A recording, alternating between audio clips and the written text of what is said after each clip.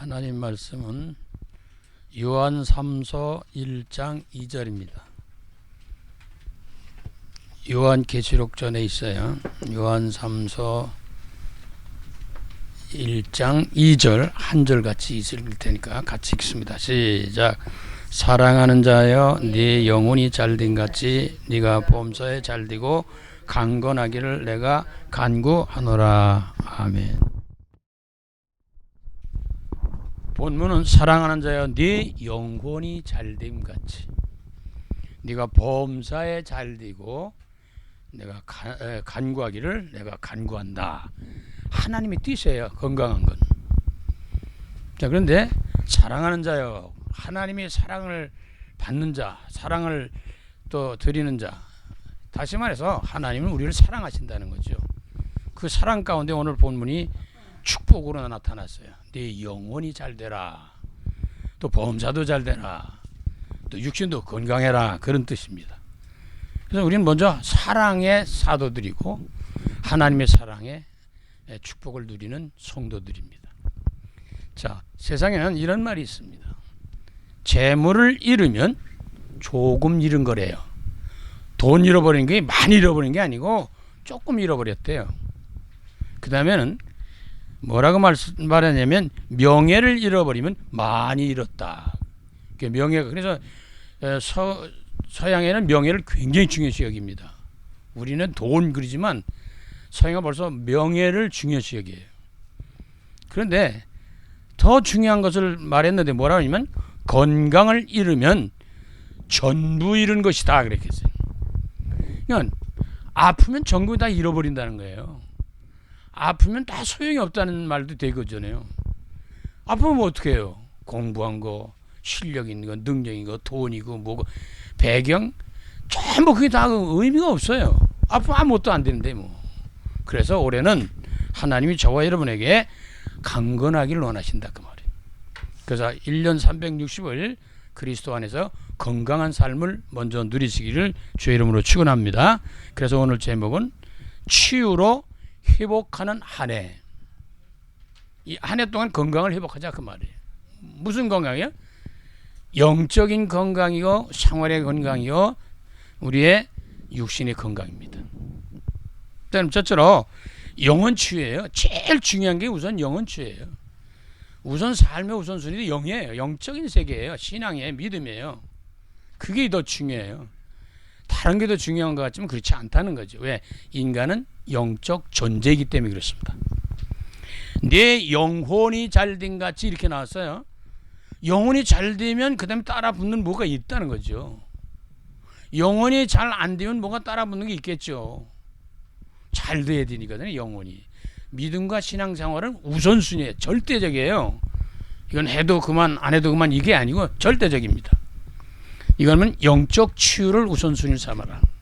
먼저 신앙과 믿음 생활 속에서 은혜부터 받아라. 쉬운 말로 말하면요. 근데 믿음 치유예요. 오직 의인은 뭘로 살아요? 믿음으로 살아요. 그래서 이 믿음 안에서는 예배와 말씀이 굉장히 중요합니다. 그래서 1년 365일 동안 뭐 열심히 노력도 하시고 다 그러지만 예배를 성공할 수 있도록 기도해야 돼요. 그 다음에는 그 예배 속에서 주시는 말씀이 있어요. 왜? 말씀은 우리를 축복하시는 거거든요. 이루시려고 그러는 그 때문에. 그래서 우리는 먼저 영혼 치유, 영적 치유를 놓고 기도하면서 한 해 동안에 우리 신앙과 믿음을 회복해야 된다. 창세기 1장 27절 28절 보니까 하나님이 자기 형상 곧 하나님의 형상대로 사람을 창조하시되 남자와 여자를 창조하시고 하나님이 그들에게 복을 주시고 하나님이 그들에게 이르시되 생육하고 번성하여 땅에 충만하라. 땅을 정복하라. 바다의 물고기와 하늘의 새와 땅에 움직이는 모든 생물을 다스리고 정복하고 지배하고 이렇게 축복하셨거든요.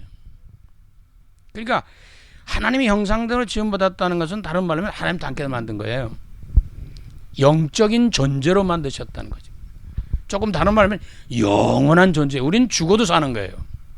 근데 문제는 살아있는 동안에 구원을 받느냐 못 받느냐에 따라서 갈림길이 갈라지는데 이 땅을 떠나는 날에 천국으로 이 땅에 떠나 영원한 형벌로 들어가게 된다는 거죠.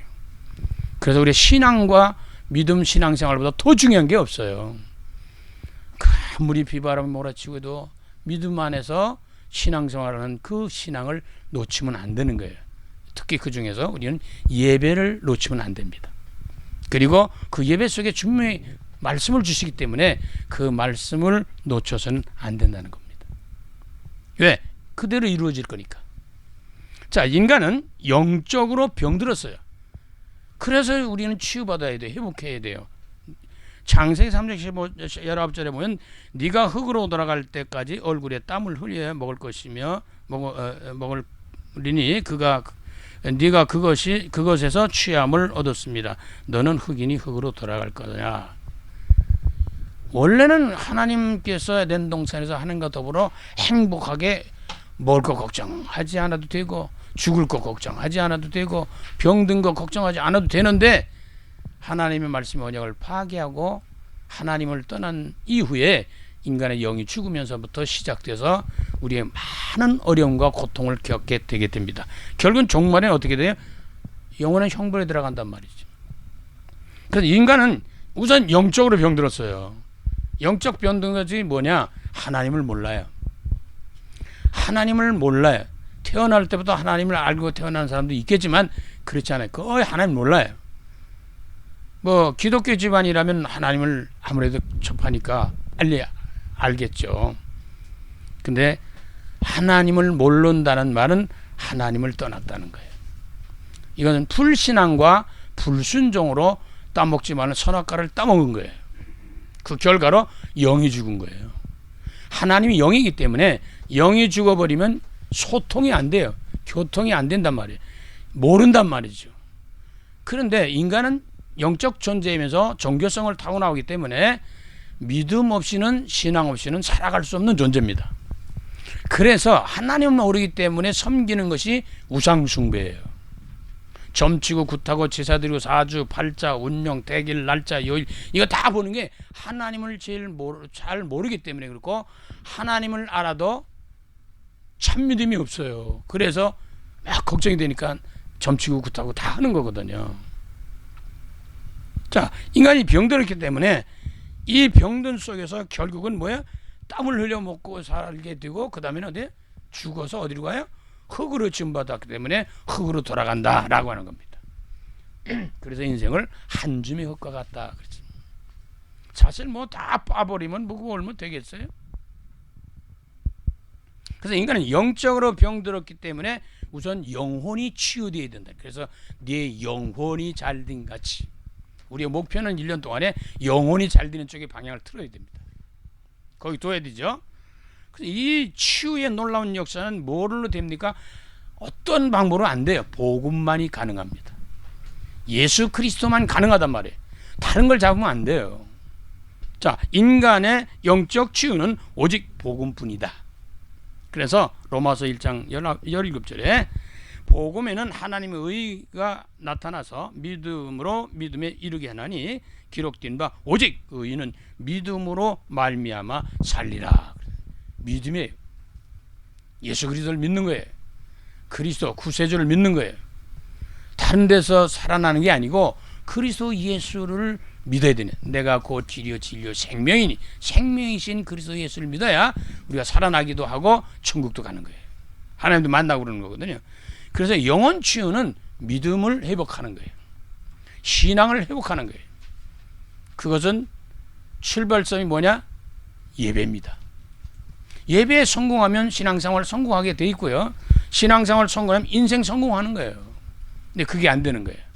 그래서 사람들은 그게 안 되기 때문에 세상에서 뭔가를 자꾸 찾아보려고 하죠. 근데 안 되니까 뭐 고통스럽죠. 안 되니까 우상 숭배하죠. 안 되니까 술도 마약도 뭐 이런 것도 저런 것도 막 하는 거예요. 왜? 못 견디니까 힘드니까. 우리는 주 안에 거할 때 참 평안과 안식과 기쁨과 행복을 누리게 되는 걸 믿으시기 바랍니다. 그래서 영혼 치유는 시작이 언제부터냐? 예수 믿고 구원받은 데부터 시작하는 거예요. 자, 구원받은 사람이 이제 그 구원을 풍성히 누리는 거예요. 그 풍성히 누리는 사람 나눠주는 것을 전도라고 합니다. 선교라고 그런단 말이죠. 그래서 우리는 한 해 동안에 이 복음을 풍성히 누리면서 많은 현장과 삶 속에 전달을 하는 거예요. 그래서 한 해 동안에 나는 전도자로 한 해를 드리겠다. 라고 하는 다짐을 하고 출발을 시작을 해야 됩니다. 영적인 치유가 먼저 일어나서 영이 살아나고 모든 면이 회복되면서 그로부터 하나님이 주시는 능력과 은혜 속에 다른 힘까지 다 얻게 되는 겁니다. 자, 그러면 첫 번째는 영혼 치유는 영적 치유입니다. 믿음을 회복해 치유인데 예배와 말씀을 꼭 유념을 하셔야 됩니다.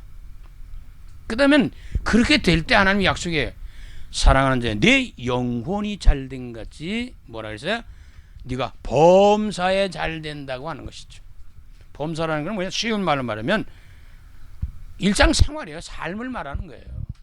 우리의 삶의 축복이 어디서 오느냐? 영혼이 잘됨부터 온다는 거예요. 아니 뭐 예수 안 믿어도 구원 안 받아도 잘 먹고 잘 사는데 글쎄 그럴 수 있죠. 근데 그거는 영원하지를 못하다는 거지.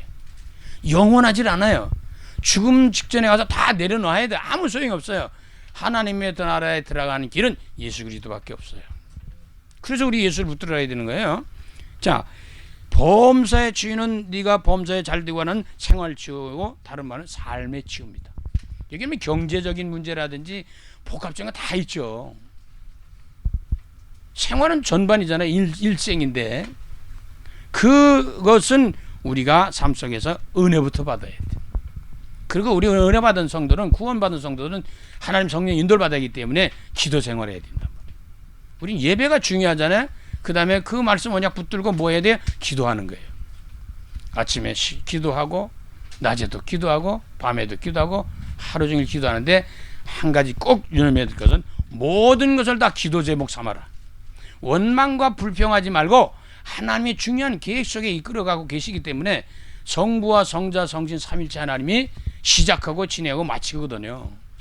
그분이 2026년도도 이끌어 가신단 말이에요. 그래서 기도라는 거예요. 뭔 기도래? 하나님의 뜻이 어디 있을까? 하나님이 왜 이런 일을 허락하셨을까? 살아계시다면 나는 이해가 안 되는데, 나는 원망스러운데, 나는 힘든데 왜 하나님이 이걸 허락하셨을까? 왜 내게 병들게 했을까? 하나님 병들게 한 건 아니에요. 근데 그것도 하나님의 영광스러운 일을 위하여 오는 병도 있어요.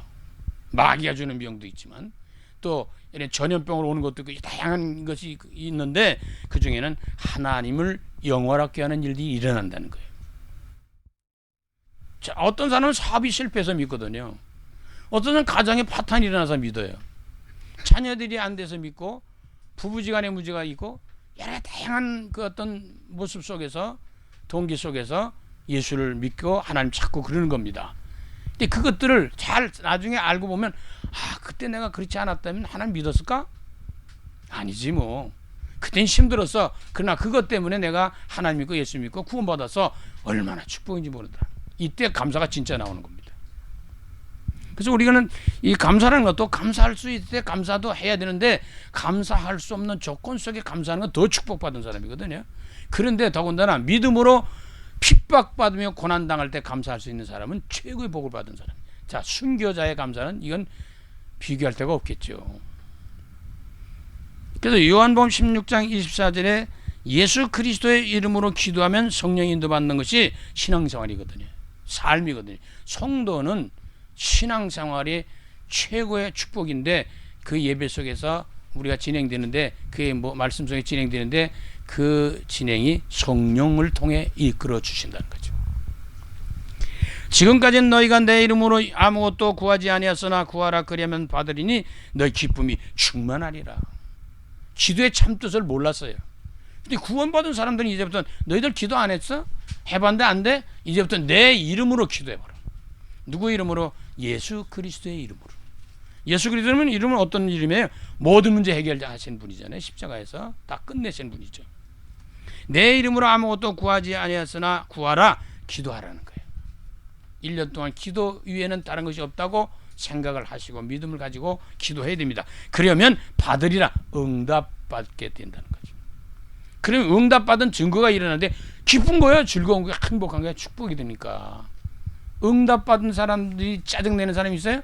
응답이 안 되니까 짜증이 나지. 은혜 받은 사람 짜증내는 사람이 있어요? 은혜 못 받으니까 짜증나는 거예요. 하나님 기도하는 사람의 기도를 들으시고 응답하시고 그 다음에 그 증표가 기쁨이 충만할 것이다. 행복한 전도자로 한 해 동안 살아가시기 바랍니다. 그러니까 아무것도 염려하지 말래요. 요한복음 16장 24절은 기도하라고 했다면 마태복음 6장 34절은 아무것도 염려하지 마라. 염려하지 마라. 뭘 먹을까, 뭘 마실까, 뭘 입을까 염려하지 마라. 옷을 주시면 입는 것이고 뭐 없으면 할 수 없는 거지 어떡합니까?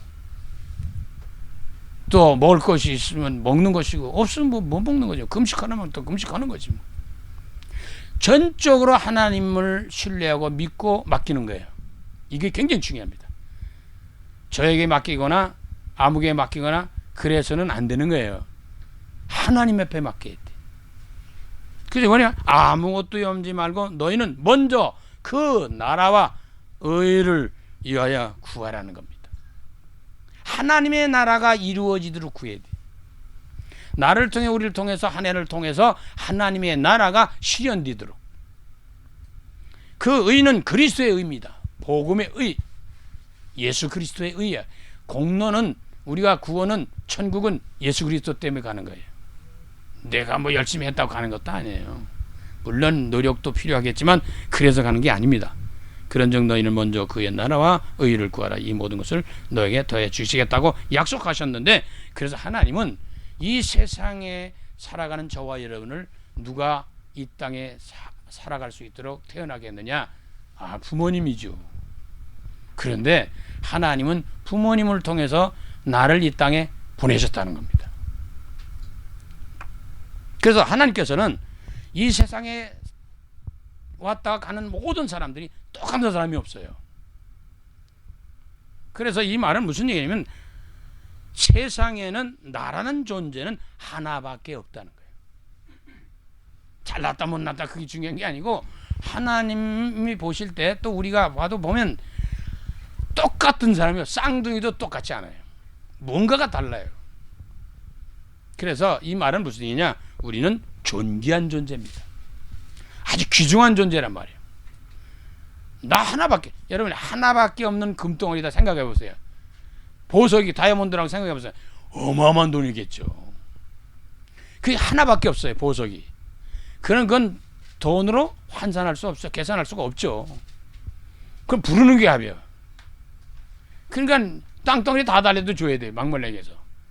그러니까 저와 여러분은 한 사람이 보잘것없지. 나 같은 놈이 되게 그럴 수 있거든요.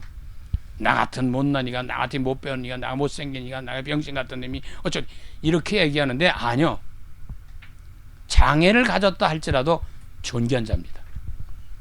어떠한 사람이라도 나라는 존재는 또 없어요. 이걸 놓치면 안 되는 거예요. 그렇게 저와 여러분을 귀중히 여기고 이 땅에 부모님을 통해 이 세상에 태어나게 하신 것입니다. 그런 사람은 원망 불평하지 않아요. 그럼 무엇을 발견해야 되느냐? 하나님이 만드신 나를 발견해야 돼. 다른 말로 하면 하나님이 원하시는 나를 발견해야 돼. 내가 원하는 나도 만들어 가야 되지만 하나님이 나를 통해서 하실 일이 있기 때문에 하나님이 원하시는 나는 어떤 모습이냐 그 말이에요. 하나님이 만드신 나, 그거 하나님을 닮아가도록 자꾸 만들어 가는 거죠. 기도하고 우리가 하면서 우리가, 그리고 하나님이 나에게만 주실 것이 있고 주신 것이 있어요. 저 사람은 못하는데 나는 할 수 있는 게 있어요. 하나님께서 나를 통해서 하시고자 하는 뜻이시기 때문에 나에게만 주신 것이 있어요. 그걸 우리는 재능과 달란트라고 말하기도 합니다. 기능이라도 할 수 있거든요. 그럼 다 농사지면 안 되잖아요. 농사지는 사람도 있고 공무원도 있고 뭐 여러 가지 다양한 직종에서 일하는 사람들이 많이 있잖아요. 그냥 내 것을 못 찾으니까 방황하는 거예요. 내 기능과 재능과 달란트를 못 찾으니까 방황하는 거단 말이에요. 안 되는 거거든요. 또 조금 더 나아가면 하나님이 주시고 하나님이 원하시는 일이 있는데 딴 걸 하는 거예요. 하나님이 원하시는 것이 있는데 자꾸 딴 길로 간단 말이야. 그러면 자꾸 문제가 생겨요. 문제가 생기는 게 문제냐? 힘들어요. 고통을 당해요. 하나님이 원하시는 길을 가면 형통해지는 거예요. 평안해지는 거예요. 행복해지는 거예요. 그냥 자기를 발견하고 내 일을 발견하는 사람은 복받은 사람이에요. 남의 식당에서 일해라. 그럼 하는 거야. 뭐 그거 내 일이라면. 청소하는 거야. 그게 내 일이라면. 그러니까 이거 우리가 자꾸 비교해가지고 할 게 아닙니다. 하나님이 원하시는 나를 만들어가고 찾고 발견하는 것이고, 그리고 하나님이 나에게 주신 것이 있어요. 그걸 누리는 거예요. 축복도 마찬가지예요. 사람들이 100억 가졌다 나도 100억 가져야 돼. 그것도 아니에요. 사람들이 가난하게 산다면 나도 가난하게 산 그것도 아니에요. 하나님이 부자로 만드시면 부자로 만드시는 거예요. 하나님 가난하게 살아라면 가난하게 사는 거예요. 문제는 축복이라는 개념을 잘 이해를 못하는 거예요. 돈만의 복이다? 그럴 수 있겠죠. 근데 그렇지도 않아요. 성경 뭐라고 말씀하시냐? 천국 들어가는데 부자가 뭐처럼 들어가요? 아니, 낙타가 바늘길로 들어갈 수가 없어요. 그렇게 힘들다는 거예요. 근데 예수님은 과부 엽전 두립 성금하는 걸 보고 칭찬했거든요. 우리는 축복이라는 건 가난 부자 이거로 따지면 안 됩니다. 정말 그리스도 안에, 예수 안에, 하나님 안에 하나님 원하신 내가 되고 하나님 원하신 것 속에서 하나님 일을 하고 있느냐가 더 중요한 거거든요. 그건 그러면서 각자의 직장, 사업, 현장, 뭐 일터 다 있잖아요. 그 현장이 있어요. 내 할 일 속에 내가 해야 될 현장이 있어요. 그 현장을 왜 주시는지냐? 돈 벌어서 먹고 살라고 주시는 거죠. 근데 그게 아니에요. 그 속에서 전도 선교하라는 거예요. 나의 현장이 직장이고 사업이고 어디다 이라면 사는 동네도 마찬가지예요. 내가 어느 동네에 산다. 그 동네에 놓고 기도하라는 거예요. 그 동네에 영혼들을 전도하라는 겁니다. 현장을 살리라는 거예요. 현장을 주셨다는 거예요. 그래서 이사도 하고 이 집에서 저 집에서 이 동네 저 동네에서 살고 막 그러는 거예요. 옮겼다, 움직였다. 그걸 놓고 기도하는 거예요. 저는 그래서 그런 생각하고 있는데, 전에는 성령 충만하다고 떠들고 막 다닐 때는 돌아다니면서 무슨 기도 많이 했냐? 주여, 내가 가는 현장마다 성령이 충만하게 없었어. 그냥 막 또 이 미친 사람 같아. 내가 생각해도 돌아다니면 이 동네 저 동네 다니면서 성령 충만하게 없어, 성령 충만하게. 그냥 그러고 다녔어요. 근데 지금은 뭘 기도할 거야? 예수가 그리스도인 것이 전파되게 없어서. 그리스도는 모든 문제 답이요. 그 사람이 가지고 있는 신앙 상태나 신앙 모습, 내재에 있는 것들이 나오게 돼 있는 거거든요. 저거 하루 종일 돌아다니면서 뭐예요? 돈 오고 다녀? 그 사람은 돈이 들어가 있어요. 나쁜 건 아니에요. 돈에 미쳤다고까지는 말할 수 없지만 돈 없이 살 수 있어요? 없어요. 근데 거기에 도가 지나치면 안 돼. 탐심은 우상 숭배입니다. 내게 들어온 것이 나온다니까요. 그냥 저와 여러분이 신앙과 믿음, 이런 놀라운 역사들이 있을 때 그것을 통해서 하나님이 원하시는 뜻을 실현해 가시는데, 실천해 가시는데, 이루어 가시는데 현장 속에서 그렇게 하신다는 거예요.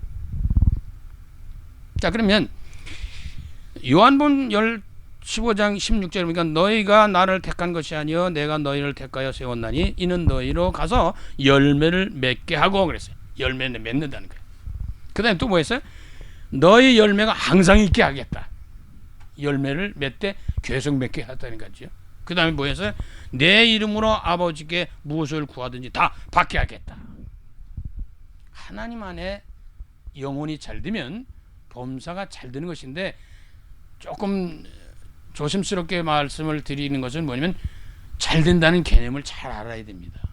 영적인 세계에 눈을 열어서 잘 봐야지, 육신적으로 봐서 잘 되는 거 축복이라고 이렇게 하면 자칫 잘못하면 잘못 생각될 수 있어요.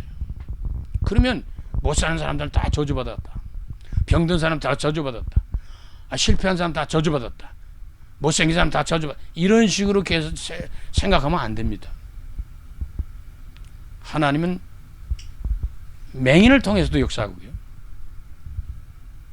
걷지 못한 사람을 통해서도 역사하고요. 배우지 못한 사람을 통해서도 역사하고요. 못생긴 사람을 통해서도 역사합니다. 하나님의 역사는요, 그거 어떻게 표현할 수가 없어요. 말할 수가 없어요. 하나님은 하늘과 땅의 모든 것을 권세를 가지고 역사하기 때문에, 그래서 열매를 맺게 하시는데 열매가 끝까지 있고 그 다음에 뭘 구하든지 다 받게 해 주시겠다라고 했습니다. 여기서 범사의 치유의 생활치유의 삶치 속에서 기도와 은혜 속에서 늘 뭘 느끼게 되냐. 나라는 존재는 귀중한 존재입니다. 나는 하나밖에 없습니다. 내가 이 세상을 떠나서 누가 태어나도 나같이 똑같은 사람 없어요. 물론 부모님 닮죠. 형제 닮죠. 똑같진 않다는 거예요. 그래서 나는 하나밖에 없는 귀중한 존재라는 것을 느끼시고 1년 동안 자부심 가지고 힘있게 멋지게 전도자로 승리하시기를 주의 이름으로 축원합니다. 마지막은 육신이에요. 몸이 건강해야 돼요. 젊었을 땐 잘 몰라요. 연세가 드시면 나이가 먹어가면 알게 됩니다. 40, 50 넘어가기 시작하면 그때부터 꺾어지거든요. 기운이 없어지기 시작하고 막 뭐 문제가 생기고 그래요. 50, 60 넘어가기 시작하면 70 넘어갔다 그러면 뭐 점점 난리가 납니다. 원치 않게 와요. 아니 누가 병든 거 좋아하는 사람은 어디 있어요. 요즘 갑작스럽게 사고도 나고 뭐 병도 걸리고 전염병 돌 때는 그냥 하루 아침에도 뭐 수많은 사람들이 세상을 뜬단 말이죠. 그래서 육신 치유는 강건하기를 내가 간구한다. 사랑하는 자 네 영혼이 잘된 같이 네가 범사에 잘된고 그리고 내가 너를 강건하기를 원한다 라고 말씀을 주시고 있습니다. 건강치유예요. 다시 말하면 몸치유, 육신치유, 믿음과 의술이 필요하지. 영적인 세계 치료는요 믿음 신앙 안에서 되는 거거든요. 뭐 의술, 병원 이런 것도 다 필요하잖아요. 우리가 중요한 가운데 치유하시는 하나님을 꼭 믿으라. 출애굽기 15장 26절에 근본 치유자는 하나님이십니다. 하나님은 뭐야? 의사라고 말씀하셨어요. 라파, 의사. 하나님은 세상 의사가 아닙니다. 전능하신 의사입니다.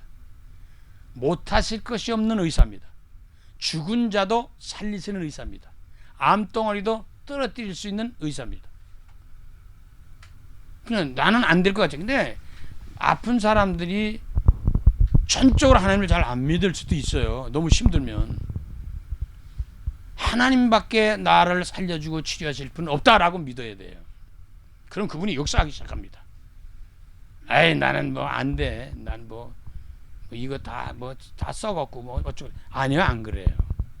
하나님은 없는 것을 있게 하시고 있는 것을 없게도 하십니다. 그러니까 1년 동안 우리가 남은 생에도 그렇지만 치유하신 하나님, 의사이신 하나님 믿어야 됩니다. 출애굽기 15장 26절 보니까 이르시되 너희가 너희 하나님 나 여호와의 말을 들어 순종하고 내가 보기에 의를 행하면 네 계명이 귀를 기울이며 네 모든 규례를 지키면 내가 애굽 사람에게 내린 모든 질병 중 하나도 너희에게 내리지 아니하리니 나는 너희를 치료하는 여호와다. 의사, 라파라고 그러죠. 치료하는 의사. 근데 근본 치료가 됩니다. 하나님이 치료하면 완벽한 치료입니다.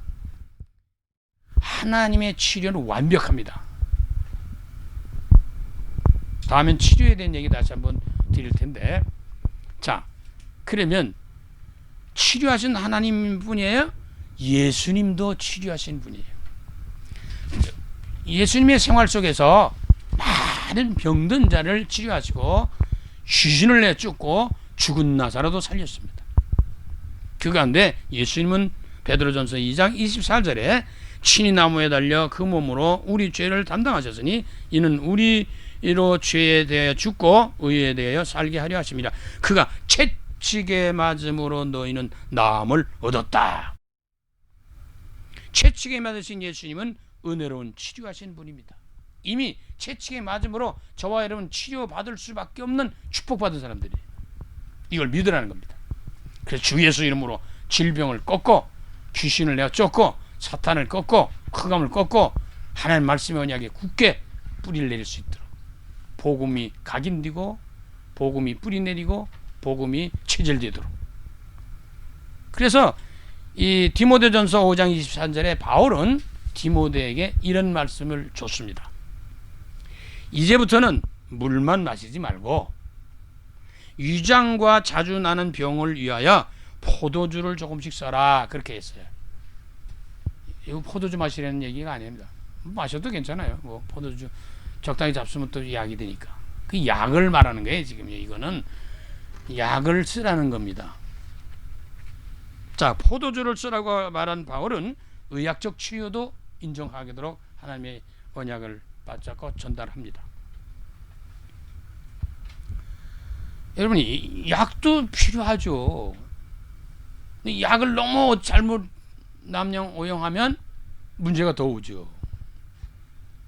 그래서 우리는 의사의 처방도 잘 따라야 되지만 저는 제일 중요한 영적인 사람들은 하나님의 기도회 속에 잘 인도받아야 돼요.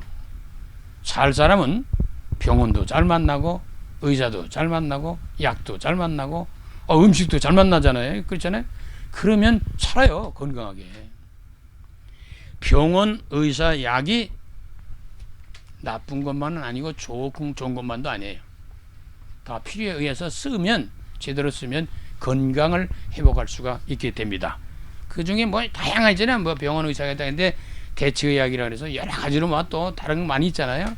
건강식품도 있고 등등 기타 많이 있습니다. 그런 것들을 잘 사용하면 좋은데 잘못하면 문제가 올 수도 있어요. 그래서 기도하라는 거예요. 그래서 인도 잘 받으라는 거예요. 다양한 방법이 있습니다. 뭐 운동도 해야 되잖아요. 근데 중요한 중에 하나가 호흡을 잘 해야 돼요. 호흡을 길게 코로다가 쭉 들어 마시고 쉬었다가 그 다음에 입을 저 병아리 주둥이 모양 쭉 이렇게 해가지고 호 이렇게 내보내면서 길게 내쉬는 거예요. 조금 호흡을 길게 할수록 좋습니다. 짧게 하는 것보다는 길게 하는 게 좋습니다. 그러니까 호흡기도를 천천히 잘 하셔서 모든 이 혈액순환이 잘 돼야 되잖아요. 머리까지 다 피가 잘 돌아야 되고 그러잖아요.